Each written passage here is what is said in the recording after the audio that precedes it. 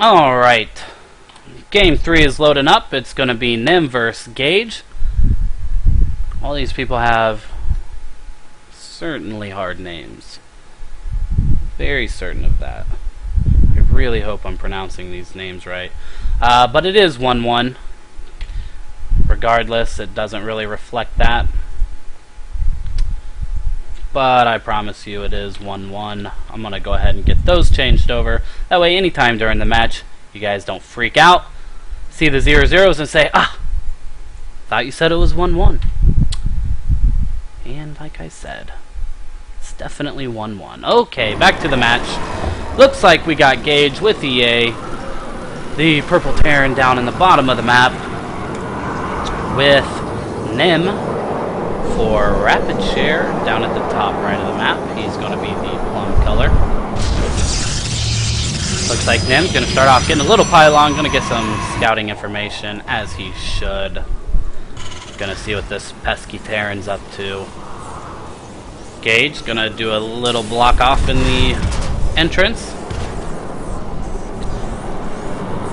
Do the standard Terran play, try to keep those Protoss guys out of his base, but it doesn't look like he's going to do it in time.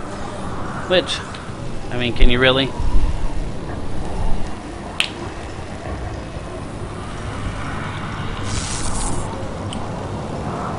Alright, gonna have a little bit of probe and SCV play here. Gauje forced to pull off an SCV to take care of this little pesky probe. And it looks like the chase is on. Looks like both players kind of playing a little standard. Gonna get out the gateway for the Protoss player. For nnim, probably gonna see some Marine Zealot play early beginning. But I'm interested. We'll see how this works out.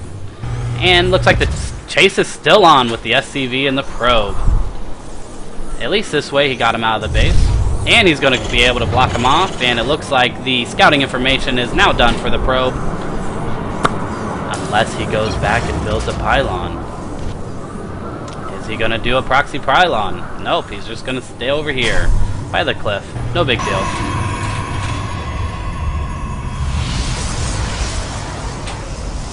Then I'm going to get a cybernetics core down. It's going to allow him to get some stalkers. He's finally got his gas running.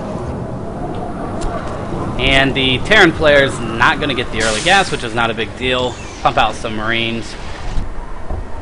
Do some harassment on the Protoss player. Looks like Gauje got the information that he needs from the Protoss player now.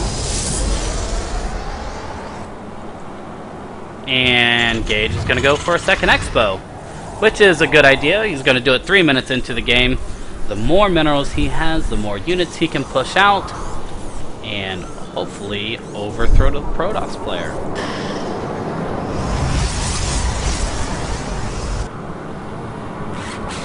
Waiting to see if that nnim is going to put out a proxy pylon.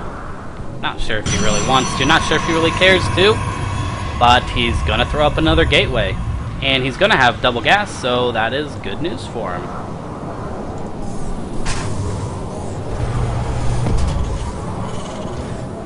Alright, we got nnim building up a bunker here.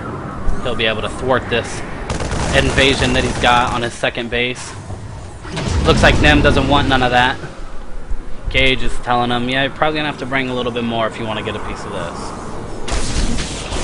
And then with the stalker, is gonna, looks like he's going to try to backdoor Gauje, which is a good idea. Nothing wrong with a little backdoor action.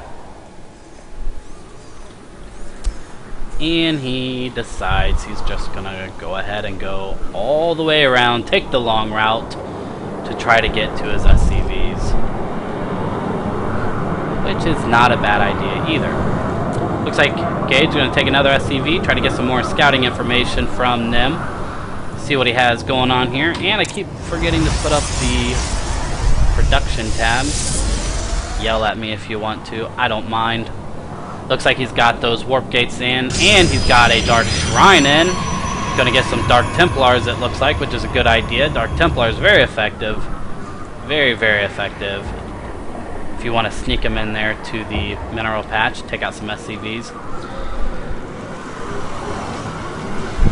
And now it looks like he's staging outside of the second expo, going to take out the mineral patch line, which is a good idea. It's a good harassment.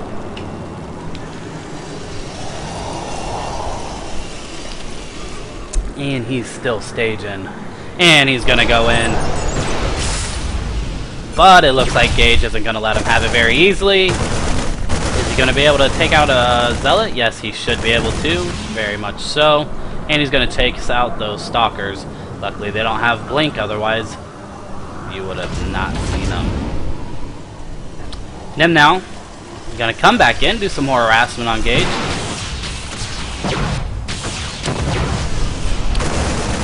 Oh man, 4 Stalkers versus Marines. I don't think this is going to work out very well in nnim's favor.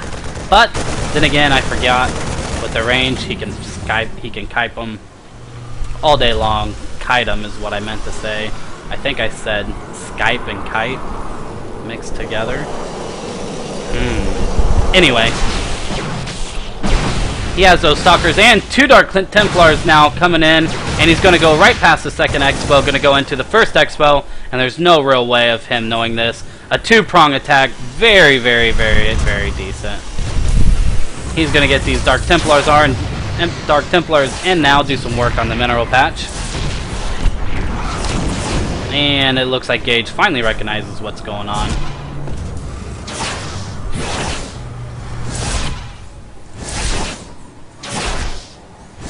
And it looks like Gauje is going to finally get in here to take care of those pesky Dark Templars. And look at this! nnim just outside of the range of focus. Oh, just outside of the detect range. However, he walked back in and got smoked by some Marines and Marauders. Looks like Gauje, or nnim, however, isn't going to give up that easy.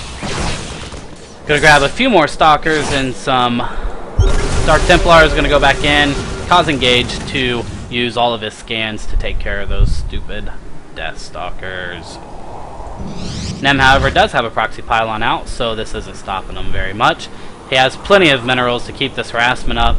The Death Stalkers are very, very, very annoying, and I can feel Gauge's pain right now. Gauje needs to get in there and do something about it. Maybe take out the Dark Shrine. Looks like he got 1 Dark Templar in. He's going to be able to do some more work, causing Gauje to once again pull his SCVs off there. And there's the GG by Gauje. He was tired of